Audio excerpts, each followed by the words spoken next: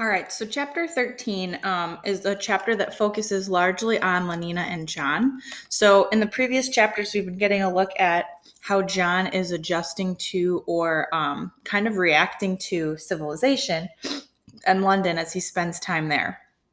So, chapter 13, I think if I had to put a label on it, I would call this the climax of the relationship between John and Lenina.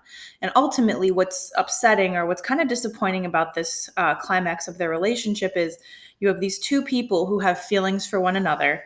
But because their lack of a way to understand one another, this kind of clash of cultures, they're kind of doomed. So whereas John originally thinks of Lenina as a Juliet figure because he thinks she's, wonderful, beautiful, pure, innocent. And then he also compares her to this other play, the woman from Othello, who is Desdemona, who betrays her husband. What we see is he actually wasn't far off with the Romeo and Juliet metaphor because of the fact that these two are star-crossed. In other words, they're kind of doomed from the beginning. So in chapter 13, what happens is Lenina gets invited out by Henry Foster. And remember, the last time we saw Lenina, she was really excited to see John at Bernard's party, and John refused to come out.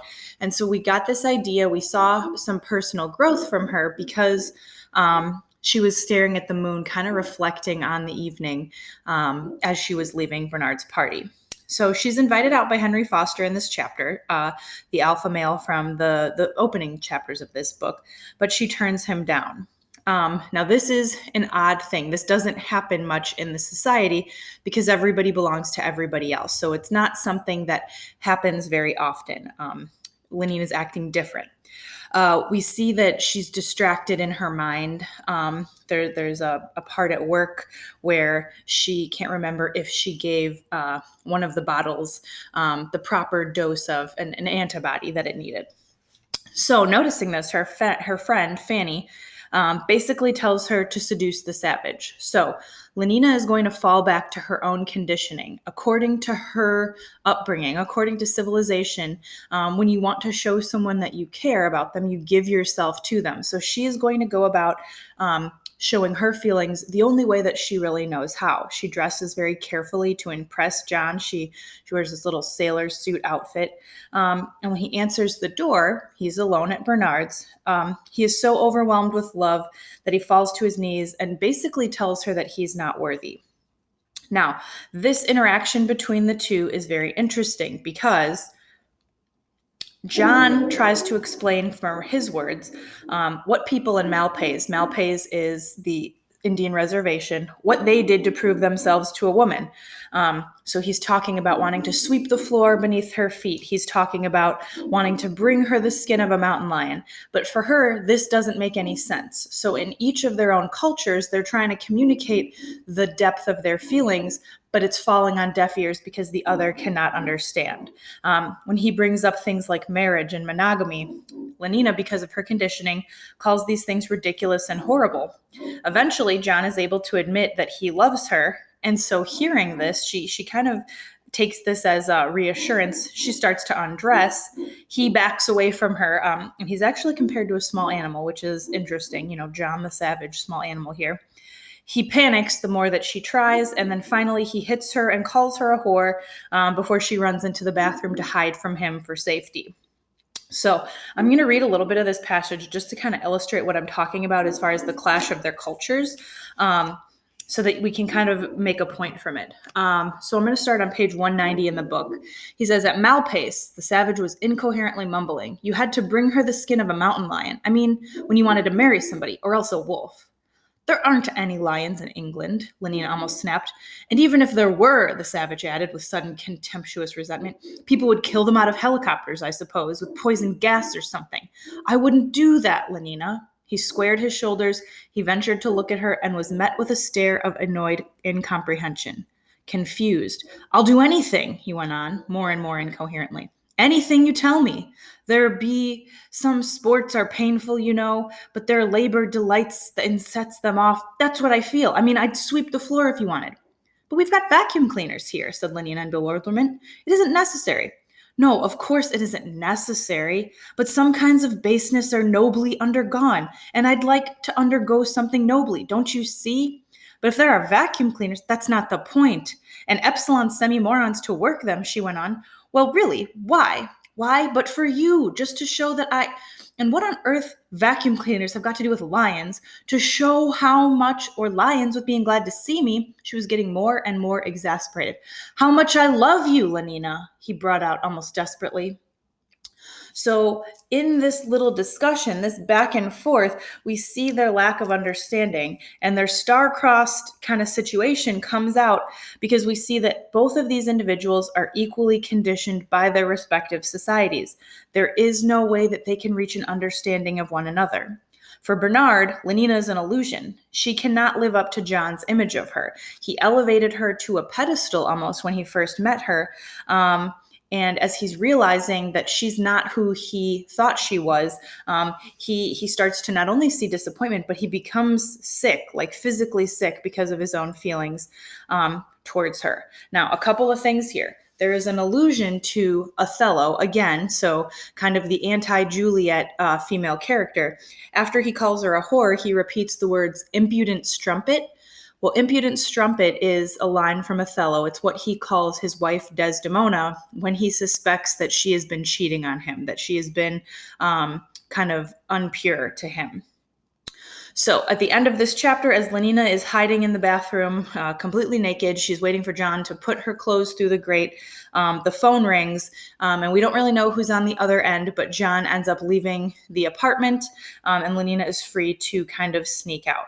So there's a little bit of a cliffhanger at the end. Who's calling John? What happens to Lenina? But this is really the point of chapter 13 is it's the culmination of their respective relationship. All right, moving on to chapter 14. Chapter 14, we find out what happens as far as the phone call that called John away from Bernard's apartment. And now we come back to our situation with Linda. So in chapter 14, John arrives at the hospital because he's received a phone call from one of the doctors, and he takes note of the kind of atmosphere around him. The people that are in this hospital, which is essentially a hospital for the deaf or the dying, so it's like hospice care. They have all of the modern conveniences. So on page 198, John even says, Linda was dying in company with all of the modern conveniences. So even though it's, death, we know it in our society as this sad thing because we're going to lose something, someone, and to never gain them back. This chapter is all about how civilization in this society handles death, how they dehumanize death. So she's got the scent organ, she's got as much soma as she wants, she's got a television, she's comfortable. And the particular ward that she's in, it's called the galloping senility ward. And essentially what that means is the people here, like in hospice, don't have much time. Galloping senility means that they're senile and it's going to catch up with them very quickly. Most of the people in this situation with Linda don't look old and kind of terrible like she does. John takes note that the bodies are all still youthful, so it's kind of creepy because in this society, they're able to preserve the outside of people's appearances so much. So really only their heart and their brain, their insides are affected by age. But we see that much like other problems in the New World, death is something that is cared for quickly and efficiently. So John's reaction to the news that Linda is not doing well is what we would all consider in our society to be normal. He tries to have a human moment with his mother in her final, in her final moments. He looks at her face and he tries to recall Linda when she was younger and how she used to sing with him and how she used to read to him. He starts to remember the stories that she told him about the other place, that beautiful, beautiful other place whose memory as of heaven, a paradise of goodness and loveliness, he still kept whole, intact, undefiled by contact with the reality of this real London, these actual civilized men and women. So even in this, we kind of start to understand more deeply that the idea that brought him through a lot of the hard times on the Indian Savage Reservation were these stories about the other place. And as we can see through John's reactions to London and civilization, it's not all that it's cracked up to be. So while he's trying to recall back these memories, she's kind of Linda dozing in and out of a soma haze. And John is even more interrupted when a group of little Delta children run in and they start laughing and playing. The entrance of these kids intrudes and ruins the moments that he's having with his mom, just kind of like the soma intruded and ruined Lenina's chance of telling John how she really felt. So anyway, back to these kids. So these kids are running all around this hospital room, essentially. They're rudely curious from John's point of view about Linda. And, they walk up to the bed where she's at and they comment on her appearance, that she's fat, that she's ugly. And so eventually John ends up hitting one of the little kids. It says he boxes him on the ears. The nurse on duty does not yell at the kids like we would expect for bothering these, this family as they're trying to get ready to mourn this death. But instead, John is the one scolded because he finds out the kids are being death conditioned. So they're given toys, they're given chocolates, and they come to this place so that they can start to associate death, not in a negative way, but actually in a positive way. So here's another example, just like the previous chapter with John and Lenina, that whenever there is a clash of the two cultures, so like what happened with John and Lenina, what is happening with John and these kids in this chapter, there is a failure to understand. Usually violence is something that is the result of this lack of understanding. So he hits Lenina. He boxes this little kid on the ears. All right. So since being interrupted by these children, John is unable to recover this moment he's having with Linda, but she starts to wake up, and instead of calling him John, right, she calls out for Pope, which is the man that was not married to her on the Savage Reservation, but the man that used to sleep with her and get her drunk and bring her alcohol and kind of shut John out. And so John shakes Linda to kind of, say like, no, I'm not Pope, I'm John. And as he's shaking her, her breathing stops. And this is going to be something else now that weighs on John. Because on page 206, he says, something's happened. I've killed her. So even though she was killing herself, through these repeated doses of soma, he's now going to take on the burden of that grief. As he grieves, the kids are in awe of John because the emotion that he has. He falls to his knees and he's sobbing. And the nurse is, basically telling John his behavior is inappropriate, and she's trying to get the kids away from him. Now, something I want to point out at the end of this chapter. One of the questions I usually ask is, okay, at this point, John, what does he have left? Well, his mother has just died. One of the people he thought he could connect with in this civilization, Helmholtz, when they were reading Shakespeare together, Helmholtz laughs at him.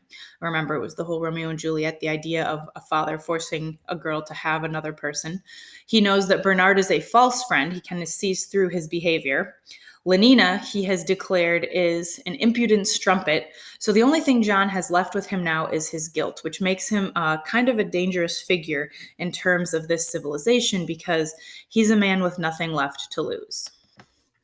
All right, chapter 15 is kind of a quick one, but here we kind of see if you took Linda's death or the thing that happened with Lenina, if that's the climax, then we kind of start falling into, sorry for the pun, the falling action for the rest of the story. If you don't think that was the climax, that's totally fine.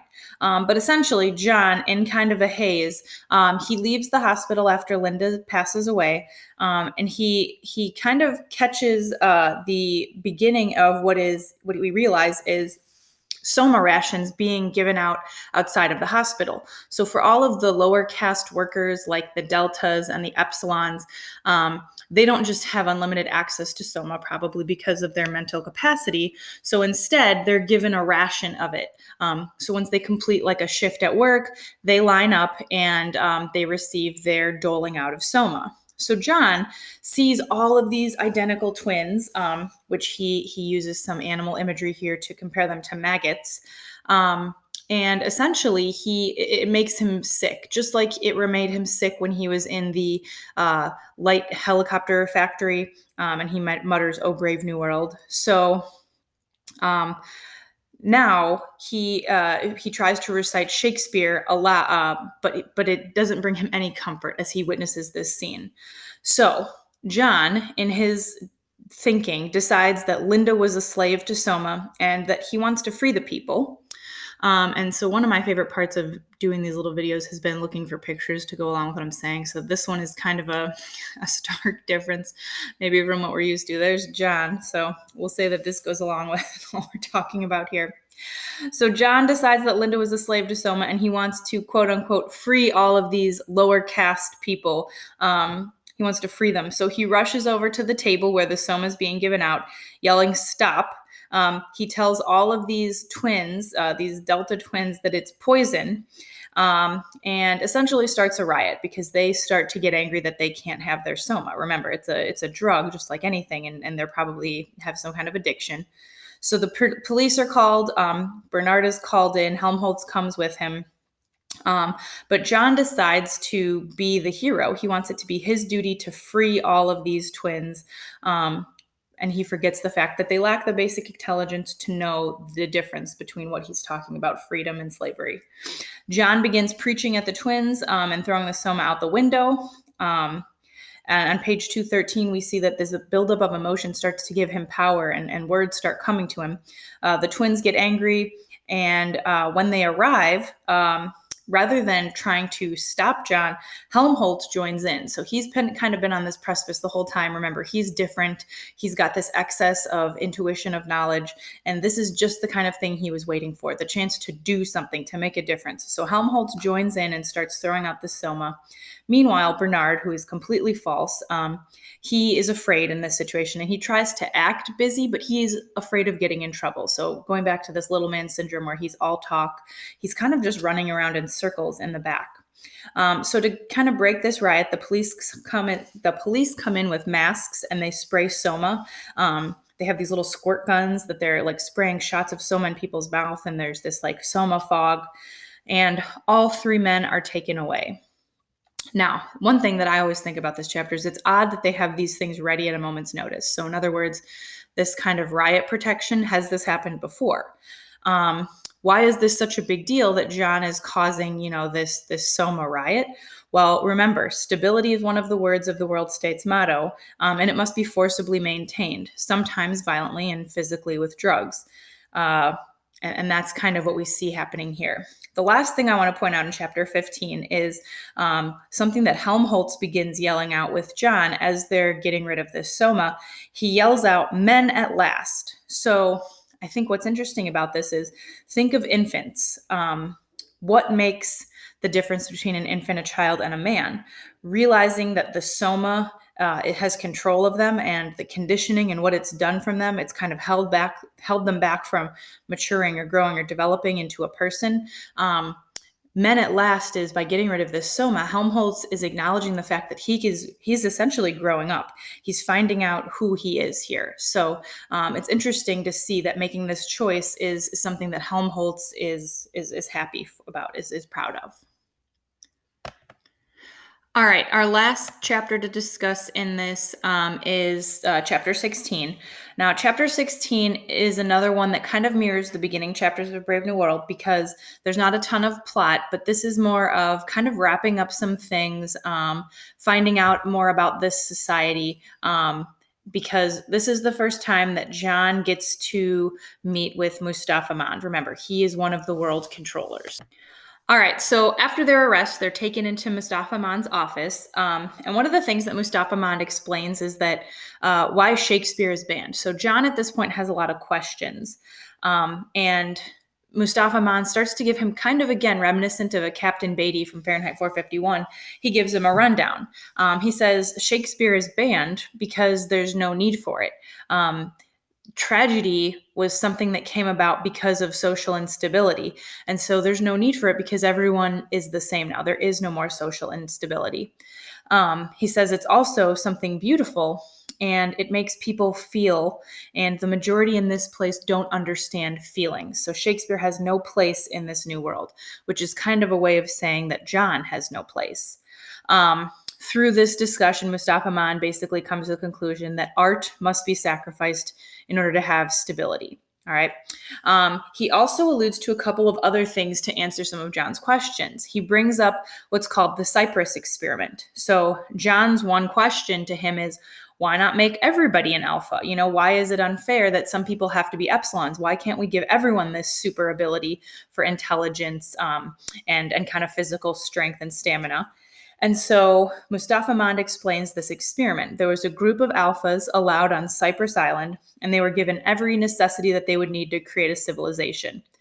Within 6 years on this island, civil war broke out, and all of the survivors, there were less than 2,000 from the original 19,000, they petitioned unanimously for a governing body to step in and control them. So the conclusion of this experiment was that it is less taxing to be told what to do.